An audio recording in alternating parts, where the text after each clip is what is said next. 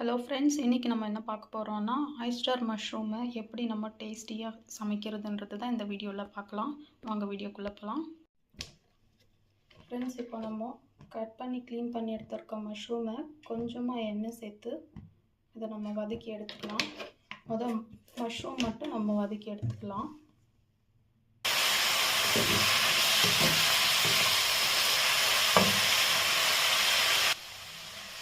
Friends, இந்த அளவுக்கு நல்லா மஷ்ரூம் வதங்கி வரணும். இந்த மாதிரி வதக்கிட்டு இதை செப்பரேட்டாக எடுத்துடலாம். இப்போது 2 துண்டு பட்டை, 2 ஏலக்காய், 4 லவங்கம், இது எல்லாத்தையும் நான் பவுடராக பண்ணி எடுத்துகிட்டு வரேன். ஃப்ரெண்ட்ஸ், அந்த மஷ்ரூம் அதுக்கு நான் அதே எண்ணெயில் நான் அந்த பட்டை, லவங்கம், ஏலக்காய் 3த்தையும் நான் பொடியாக நல்லா பொடி பண்ணி எடுத்துகிட்டு வந்திருக்கேன். இதை சேர்த்து அடுத்து 2 வெங்காயம் பேஸ்ட் பண்ணி எடுத்துருக்கேன்.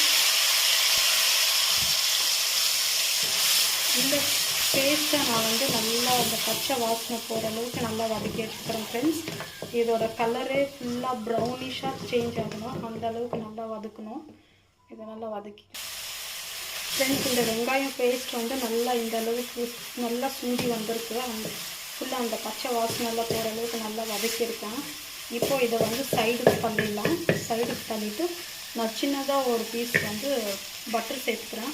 உங்கள்கிட்ட கார்லிக் பட்டர் இருந்தால் சேர்த்துக்கோங்க. என்கிட்ட கார்லிக் பட்டர் இல்லை, அதனால நான் நார்மல் சால்டட் பட்டர் சேர்த்துன்னு இருக்கேன். அடுப்பில் சிம்மில் வச்சுக்கோங்க ஃப்ரெண்ட்ஸ். இந்த ஸ்டேஜில் அடுப்பு மீடியமில் இருக்கணும், இல்லைன்னா தீஞ்சிரும்.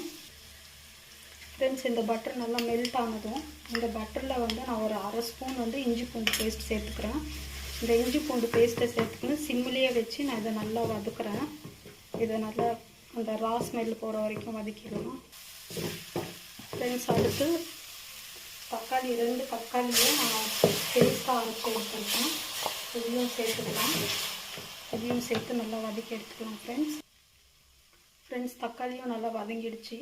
இப்போ நான் 1/2 ஸ்பூன் மிளகாத்தூள், 1/2 ஸ்பூன் தனியாத்தூள், 1/2 ஸ்பூன் சீரகத்தூள், 1/2 ஸ்பூன் கரம் மசாலா, இது 4யும் ஒன்றா சேர்த்துக்கிறேன். சேர்த்து இதையும் நல்லா வதக்கி எடுத்துக்கலாம். இப்போ நல்லா வதங்கினதுக்கப்புறமா நான் கொஞ்சமாக தண்ணி ஊற்றி இதை ஒரு 5 மினிட்ஸ் கொதிக்க விடுறேன். நல்லா மிக்ஸ் பண்ணிவிட்டு தேவையான அளவு உப்பு சேர்த்துக்கிறேன். உப்பு சேர்த்துட்டு இது ஒரு 5 மினிட்ஸ் கொதிக்கிட்டோம். ஃப்ரெண்ட்ஸ், இந்த மசாலா நல்லா வதங்கியிருக்கு. நம்ம ஊற்றின தண்ணி ஃபுல்லாக சுண்டி ஃபுல்லாக இப்போ இந்த மாதிரி எண்ணெய் பிரிஞ்சு வந்திருக்கு. இந்த அளவுக்கு வதங்குற வரைக்கும் நம்ம ஒரு 5 மினிட்ஸ் வெயிட் பண்ணி நல்லா வதக்கி எடுத்துக்கணும். ஃப்ரெண்ட்ஸ், அடுத்து நம்ம வதக்கி எடுக்கிறது